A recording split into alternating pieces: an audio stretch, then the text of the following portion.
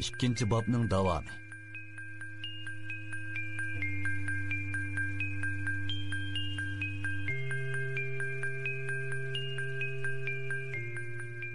Voy, qandaq, kep qapsan-ku, birodar. Bira yangi ahvol bor o'xshamamdi. To'g'ri deysan. Lovyang oldin qapda bir qimorvoz bilan qimor o'ynabdi ekan. Lekin u qimorvozni bu yerdagi hech kim tonimaydi ekan. Men moboy berib ko'rib keldim. Chiroydan shumliq yig'ibla turdi ekan. Ammo hech bir odam o'ltirdigandek qilmaydi. Mundaq ishlarmi bor degina. Undaq bo'lsa, hey, ajab, bugun qalpog'ini kiymabsan-ku. Nemisin deysan? Men-ku azaldan qalpog'imni beshimdan ayirmaydim. Wang Ling shundaq deginicha bugun qimorxonada yuz bergan ishlarni so'zlab berdi. Buni anglab, Yanxoning tuyuqsizlik chiroyi o'ngib ketdi. Nima deysan? Ahvol chatoq. Laoyangni o'ldirgani dal ashu shumchiray ablah. Uning amdilikdagi maqsadi seni o'ldirishgan. Nima? Bu nima degani? Men faqatli tushunamadim-ku. U nimishqa meni o'ldirdi? Ahmaq. Sen uning pullarini uftivilab, uning tishiga tegib qo'yibsan. Uning qalpog'ini elib olishdagi maqsadi qalpog'ingdan foydalanib sana qasd qilish. Laoyangga kelsak, uni cho'qim bir ishda uning ochig'ini keltirib qo'ygan gap.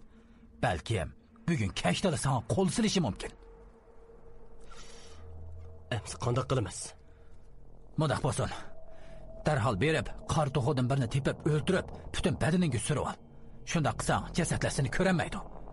Bo'lmaydigan bo'lsa, bugun kechadan omon esan o'tolmaysan. Yanxi shundoq deginicha Wang Lingni oldirtib yo'lga soldi. Wang Lingning yuz berayotgan ishlarga faqatli ishongisi kelmaydi. U Yanxining deganlariga ancha chin putib ketmadi.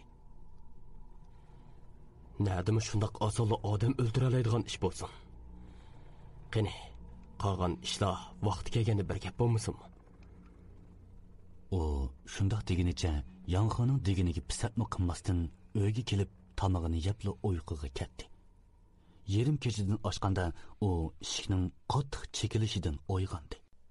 Eshik bir xil ritmlik ovozda chekilmoqda edi. Wang Ling tokni yondirib edi, tok yonmadi. Uni surbesishga boshladi. U yenidagi soatning chirig'ini yondirib qarab cho'chib ketdi. Soat 4dan 44 o'tganligini ko'rsatib turardi. Bu saqchilar Laoyangning jasadini tekshirib bekitgan dal Laoyangning o'lgan vaqti edi. Tuyuqsiz eshikning sirtidan bir ayolning ovozi keldi.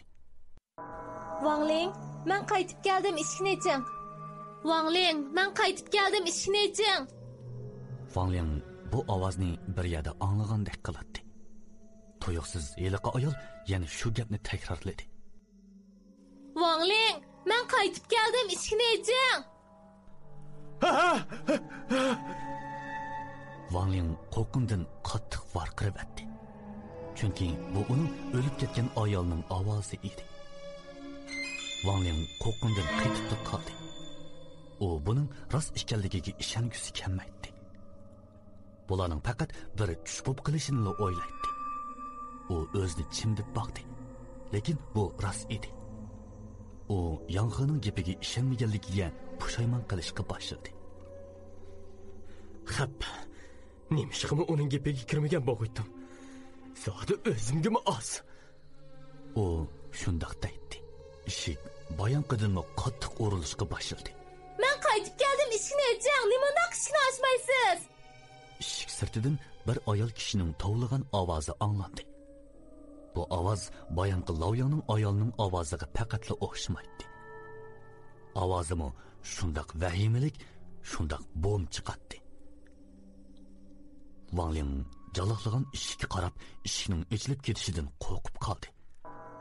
Demasimi, eshik sirtidan qattiq urilganlikdan xuddi hozirla ajrab tushdigandek lingishib qolgan edi.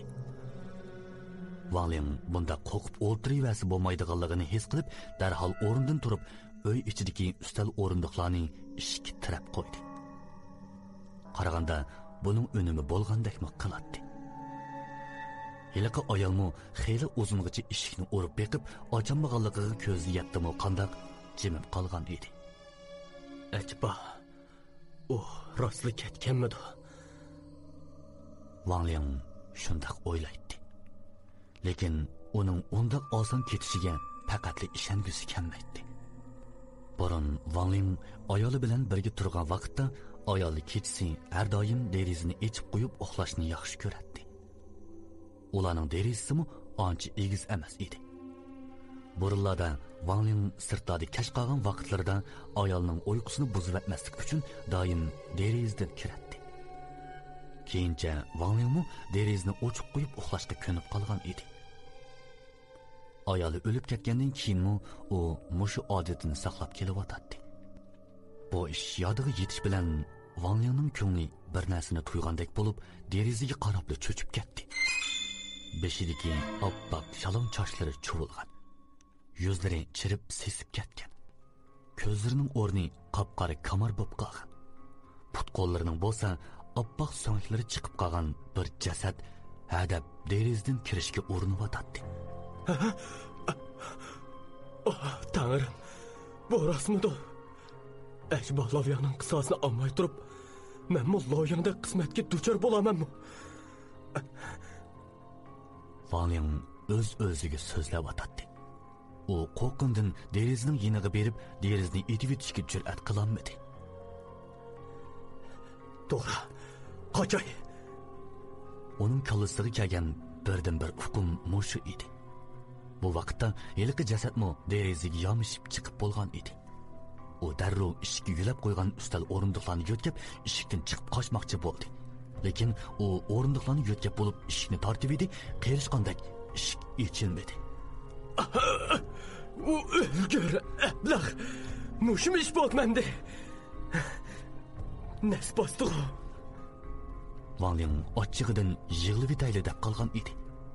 Tuyuqsiz gum qilgan ovoz bilan tangla yiliqi jasad uy ichiga tushib, Wang Lingga qarab kelishga boshladi.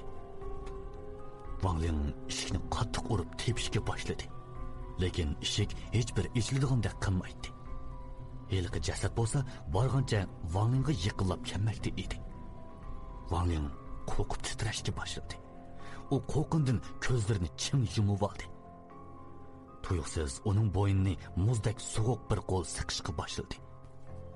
Wang Ling Alvastning badanining muzdek sovuq bo'ladiganligini boshqalardan anglagan. Lekin o'zining mushundaq Alvastning qo'lida o'lishini o'ylabmi baxmagan edi. Men bundoq oson bal qo'ymasam bo'lmaydi. Texillovyaning qisosini elishim kerak. Yo'q. Hargiz bal qo'ymasam bo'lmaydi. U shundoq o'ylaydi. Lekin shuncha kuchapmi yiliqi Alvastning qo'lidan ajrayolmadi. Bu vaqtda tuyuqsiz eshik qattiq o'rilib ochilgandan keyin uy ichiga yong'i kirib keldi. U nadan tepib keldigidan uning qo'lida uzun bir qilich turardi. U qo'lidagi qilich bilan jasadni chepib edi. U yorinish tugul Wang Lingni tashlab yong'iga qarab etildi. Yong'i noit chaqqonlik bilan o'zini ip qochdi. Balkim uning bundoq ishqa tunji qitim yo'liqishi bo'lmasa kerak. Noit tamkin ko'rdi.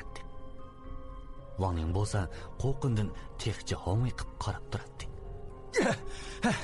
Nimaga qarab tursan? Ha? Ochaqdan to'yib bo'lmagandikin, ikki menga yordamlashmamsan. Qanday qilaman?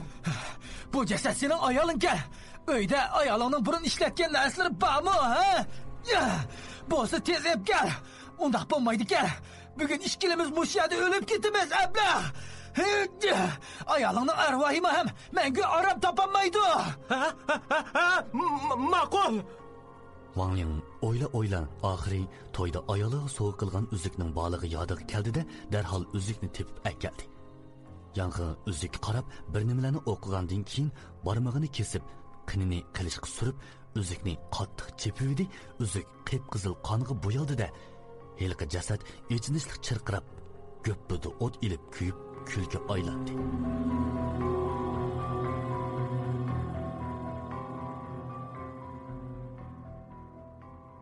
Wang Ling bo'lsa bo'layotgan ishlarni faqatli tushunmaydi.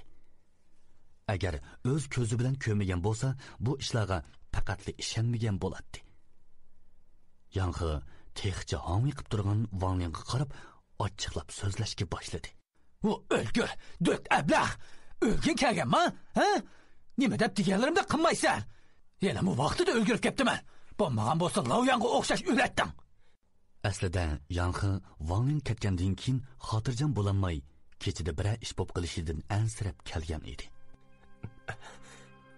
Kechirgin. Bundaq bo'larini rostla o'ylamabdiman. Endi qanday qilishimiz kerak? Her holda xatar o'tib ketdi. U xiyolida seni o'ldi deb o'ylaydi. Shunga kelarapti ko'rishkicha, endi sana qayta qasd qilmaydi. Emdiki maqsadga kelsak, uning qayta qo'l silishidan burun uni o'zimiz bartaraf qilaydi. Shuning uchun kelarapti qimorxonaga berib, uning tegidakdan obdan aniqlab kel. Bo'lsa, bir shaxsiy buyumini qo'lga tushira olsang, texi yaxshi. Qolgan ishlar o'zingga bog'liq, juma.